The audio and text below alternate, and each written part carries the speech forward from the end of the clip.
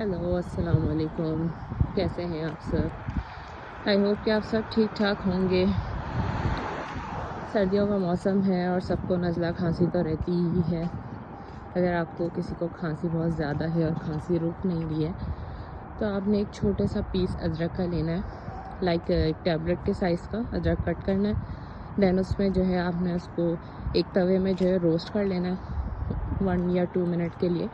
Then उसके बाद आपने क्या करना है, उसको हल्दी में अच्छे से कोट कर लेना है और उसको आपने अपने मुंह में रख लेना है और ऐसे ऐसे आप उसको चबाएं। अगर आपको बहुत ज़्यादा खांसी है तो आपकी खांसी इंशाल्लाह रुक जाएगी। इससे ट्राई करेगा, मैंने भी ट्राई किया है इसलिए आपके साथ शेयर किया। जज़ाकल्लाह।